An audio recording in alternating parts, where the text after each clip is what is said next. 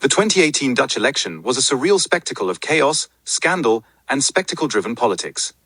Dame Lottie Van Dam of the Smoking Netherlands Party stunned the nation, winning 118 seats while coughing through debates, even if she couldn't do one properly without smoking and coughing. The wise farmers stormed the cities on tractors, Anastasia banned dancing then punched Lottie on live TV, and in Nieuwe Zeeland demanded their rights after their bridges were bombed. Anti-intellectuals burned books, colonial nostalgists wore 1600s wigs, and Luxembourg threatened war. Democracy survived, barely, through cigar smoke, cow dung, and shattered bridges. Dame Lottie Van Dam is the leader of the Smoking Netherlands Party, or the SNP. Born in the richest neighborhood of Amsterdam in 1916, she is the daughter of a tobacco tycoon and former jazz club owner. Lottie was known for her smoky voice, 1940s fashion, and frequent appearances on late-night talk shows. She was once a successful tobacco executive, positioned her party as a defender of traditional Dutch habits and freedoms. Her platform centered around mandatory cigarette consumption, 15 or more per day, or it is illegal, the deregulation of tobacco sales, and a public smoking initiative intended to bring people together in shared cultural rituals. Schools were informed that their party would enforce strict smoking classes at schools across the country. Critics decried the party as a public health disaster, while her supporters saw it as a rebellion against nanny-state politics and an overemphasis on wellness culture.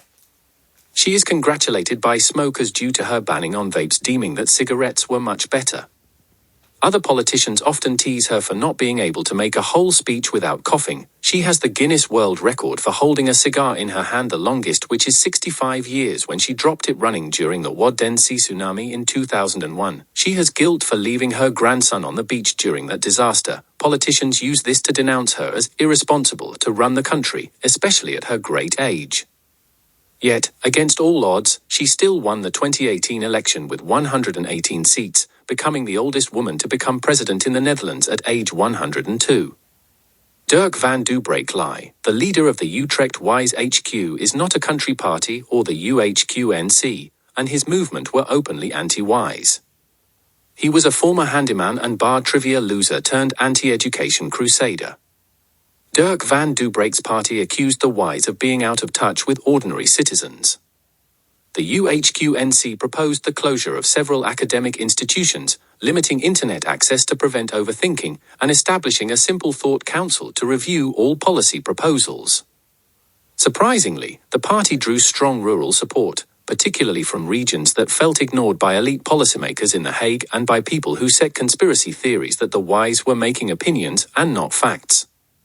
They do enjoy mocking the Wise when they decided a cockroach would be a good head Wise in 1988. The party received controversy after pro-Drick riots, with Drick planning them, burned statues of famous Wise Sir Utrecht Toebunkel Hillary. They also held a huge Netherlands flag seen near the Eiffel Tower for 5 minutes. It is said the leader will ban bikes because he can't ride them. They predicted they would win every single seat, but instead, they only got 18. This allegedly gave the leader depression, making him eat at a buffet for days until he dramatically exploded, resulting in his unfortunate death 2 weeks after the election. Anastasia Wydolf-Windroser Policy Party, or the AWPP, is led by Anastasia Wydolf-Windroser, who is a former opera diva and an actress with anger issues. Her art was once banned in Romania for excessive yelling.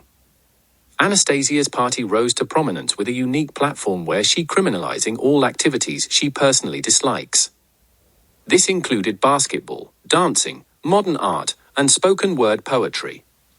In a shocking incident mid-campaign, members of the AWPP allegedly destroyed key bridges linking the mainland to Nieuwe Zeeland, citing noise complaints and aesthetic violations. Daring to speak against her would mean that person would be publicly humiliated by having tomatoes thrown at them. Anastasia, a highly emotional and unpredictable speaker, appealed to those frustrated by what they called chaotic urban liberalism.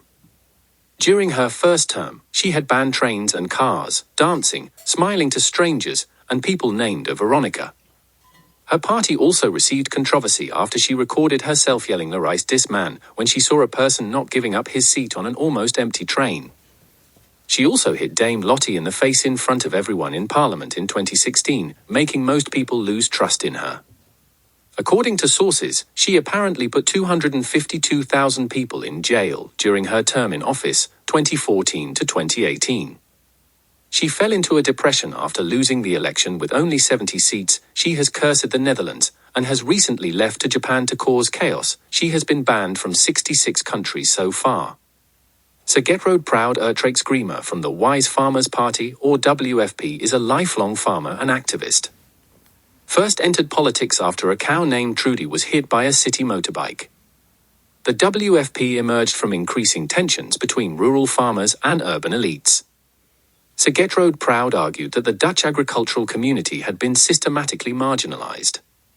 His party's policies included higher subsidies for farmers, stricter regulations on city expansion into rural areas, and a rural-based advisory council to veto city-focused policies. He is also willing to make the tractor one of the main sources of transport. He rallied tens of thousands in massive tractor convoys across the nation, both as protest and campaign demonstration. Reportedly, he drove and crashed his tractor through and into the Dutch parliament and dropped a pile of cow dung in the middle of the Senate, which took 3 weeks to clean. He is much loved by children due to his kind saying, "Children get my farm vegetables for free anytime." He was given the title Sir for this kindness. Unfortunately, there is a strong hatred against his party by De Koloniale Party, or the DKP, after he accidentally ran over one of their senators in a tragic accident. He is very proud to be second in the election, where he got 87 seats, and we was awarded a medal by Queen Lyod Benedict, Queen of Dutch Mandatory Namibia in 2020. Boat builder and poet. Lost 2 toes to frostbite while sailing to the mainland to submit party documents. De Nuwe Zeeland Party, or the DNZP, led by Robert Honest Mestake Woodenpole Len, bravely gave his response to the AWPP's destruction of bridges across the Zeelandic Islands during their last term. Robert Honest Mestake and his party called for regional independence and a restructuring of the national budget to prioritize island infrastructure, climate protection, and maritime autonomy. Their anger over isolation fueled calls for a Sea People's Republic, with policies centered on sustainable fishing, island sovereignty, and resistance to mainland dominance. Their campaign became a rallying cry for the coastal and island regions of the Netherlands. Robert was sent to prison for 5 years for throwing water balloons at Anastasia after she flooded his childhood village. He received controversy for causing chaos everywhere in the Netherlands except Zeeland. The belief of the DNZP is that Netherlands must be punished by being divided into small islands as revenge. Swimming will be taught to people who don't have boats. He got 23 seats and is proud the whole of Zeeland is united against Anastasia. 100% of Zeeland voted DNZP. Grand Duke Henri, the highest in Luxembourg, is the leader of the Luxembourg Nationals Party, or the LNP. His expansionist party believed the Netherlands was culturally and historically tied to Luxembourg and should be annexed into a pan-Luxembourgian state. The LNP's rhetoric was surprisingly militaristic, including open talk of peaceful occupation suddenly turning into a violent invasion and conquest, requiring an army, which concerned many senators in parliament until he dismissed his threat as a joke. He advocated a push to move the Dutch capital to Luxembourg. Though widely mocked, they gained support in border regions disillusioned with Dutch politics. A controversial photo he posted on social media after the election showed himself holding a firearm after he only got 15 seats. Sir William Strudd the Spin, who was born on a boat off the coast of Suriname in the early 60s, is the leader of De Koloniale Party, or DKPA. His party is a revivalist nationalist movement. The DKP sought the restoration of the Dutch colonial empire, with ambitions to reclaim territories in Australia, New Zealand, the Caribbean, and even parts of South America and the UK. Sir William Strudd the Spin presented this not as conquest, but as reunification with the lost Dutch Empire. He wore full colonial uniform at all debates and speeches, and was known for quoting 17th century explorers like Abel Tasman. He is criticized for his threats to ban everything that was not created before the 17th century. Though many dismissed the party as extreme, some citizens resonated with its calls for Dutch pride and international stature. He fell down the stairs when he realized he only got 10 seats during the election, the lowest of any real party.